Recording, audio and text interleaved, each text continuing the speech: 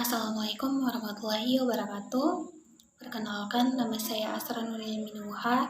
Saya perwakilan dari kelompok 3 dari kelas 3F, jurusan Pendidikan Guru Sekolah Dasar, Fakultas Ilmu Pendidikan, Universitas Negeri Gorontalo. Pada video kali ini, kami akan membahas tentang materi yang berjudul Mengenal Makhluk Hidup. Tapi sebelum memulai materi ini, saya akan terlebih dahulu memperkenalkan teman-teman kelompok saya dari kelompok 3, yaitu Adis Adelia Kama, Milan Septiani Babai, Farhan Suwele, dan saya sendiri, Asra Nur Ilminuha. Baik, untuk mempersingkat waktu, kami akan langsung memulai pemaparan materi yang pertama yang dibawakan oleh saya sendiri dengan pembahasan yang pertama, yaitu pengertian makhluk hidup.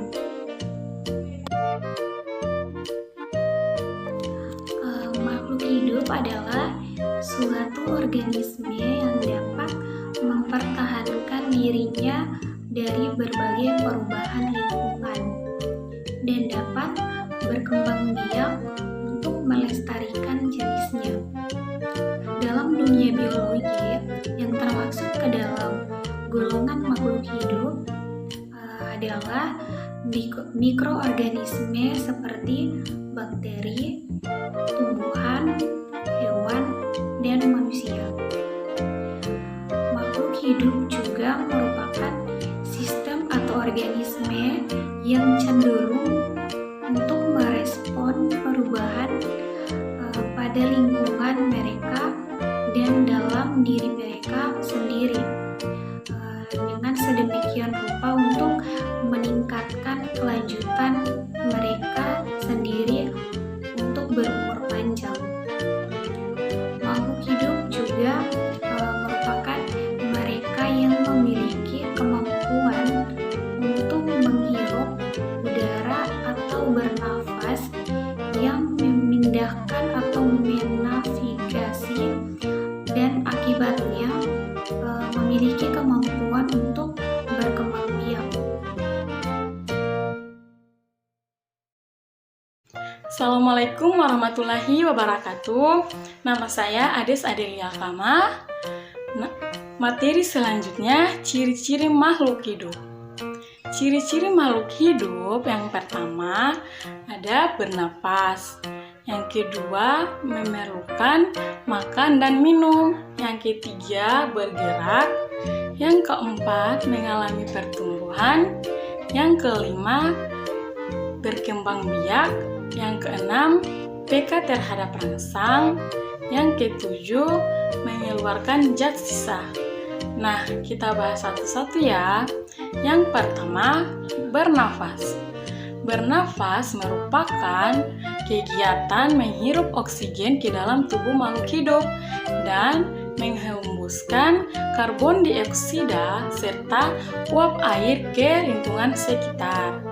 Alat pernafasan pada makhluk hidup yang pertama, manusia menggunakan paru-paru. Ikan menggunakan insang, sedangkan pada tumbuhan menggunakan stomata. Yang kedua, memerlukan makan dan minum. Makhluk hidup memerlukan makan dan minum yang bergizi, bersih, dan sehat, sehingga memperoleh energi untuk melakukan aktivitas sehari-hari. Lanjut, yang ketiga, bergerak. Makhluk hidup memiliki kemampuan bergerak. Tanpa adanya bantuan dari pihak lain, bergerak terbagi menjadi dua jenis, yaitu bergerak aktif dan bergerak pasif. Bergerak aktif merupakan proses perubahan tempat dari satu tempat ke tempat lainnya. Misalnya, berjalan, berlari, atau merangkak. Sedangkan bergerak pasif yaitu pergerakan tanpa perpindahan tempat. Misalnya, jalan di tempat dan sebagainya. Lanjut yang keempat, mengalami pertumbuhan. Pertumbuhan artinya bertambahnya ukuran tinggi badan dan berat badan pada manusia dan hewan dan tumbuhan. Selanjutnya yaitu 5, berkembang biak. Nah, berkembang biak adalah kemampuan makhluk hidup untuk menghasilkan keturunan. Tujuannya untuk melestarikan jenis-jenisnya. Yang keenam adalah peka terhadap rangsang. Peka terhadap rangsang pada manusia. Pupil mata pada manusia akan kecil dan spontan. Kita akan menutup mata apabila menerima rangsangan berupa sinar matahari yang terlalu menyilaukan. Sedangkan pada tumbuhan, daun putri malu akan menutup daunnya ketika mendapat rangsangan berupa sentuhan pada daunnya. Dan pada hewan, contohnya hewan landak, landak akan menggulung badannya ketika disentuh. Yang terakhir yaitu 7, mengeluarkan zat sisa dari dalam tubuh. Nah, mengeluarkan zat sisa di dalam tubuh adalah harus dikeluarkan, jika tidak akan berbahaya bagi tubuh. Terima kasih. Assalamualaikum warahmatullahi wabarakatuh. Perkenalkan, nama saya Munan Septiani Babai. Baik, jadi di sini saya akan melanjutkan materi yaitu tentang pengertian keanekaragaman makhluk hidup. Keanekaragaman makhluk hidup adalah suatu istilah yang menunjukkan sejumlah variasi yang ada pada makhluk hidup di suatu lingkungan tertentu, yakni keberagaman makhluk hidup disebut juga sebagai keanekaragaman hayati atau biodiversitas, atau dalam bahasa Inggrisnya disebut dengan biodiversity. Keanekaragaman makhluk hidup adalah suatu istilah yang menunjukkan sejumlah variasi yang ada pada makhluk hidup di suatu lingkungan tertentu. Keanekaragaman itu dapat terjadi karena adanya penggunaan ciri-ciri dari masing-masing makhluk hidup tersebut seperti sifat, warna, ukuran, bentuk, habitat, dan lain sebagainya. Keanekaragaman hayati dapat terjadi akibat dipengaruhi oleh faktor genetik dan faktor lingkungan. Yang pertama yaitu faktor genetik, yaitu faktor keturunan adalah sifat dari makhluk hidup itu sendiri yang diperoleh dari induknya.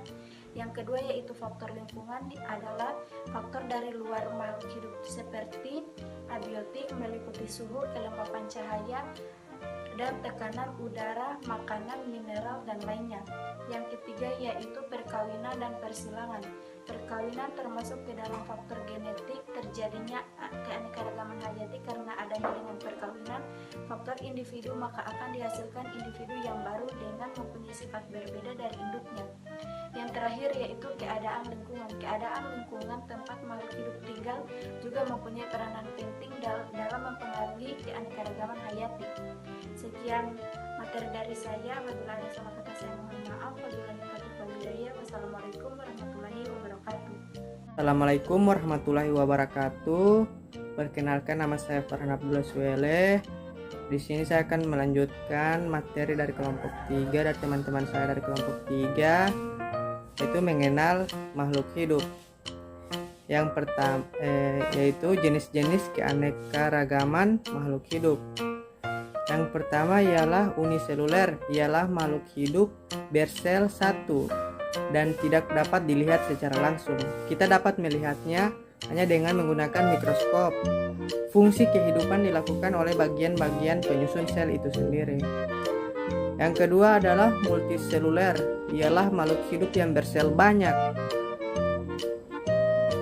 Yang bersel banyak dan dapat dilihat secara langsung tanpa bantuan mikroskop, dan tubuhnya sudah mengalami pembagian tugas yang baik. Yang ketiga, eukariotik, ialah makhluk hidup yang memiliki membran inti sel, sehingga inti sel tidak bercampur dengan sitoplasma atau cairan sel. Yang keempat, prokariotik, ialah makhluk hidup yang belum memiliki membran inti sel, sehingga bahan-bahan inti sel bercampur dengan sitoplasma.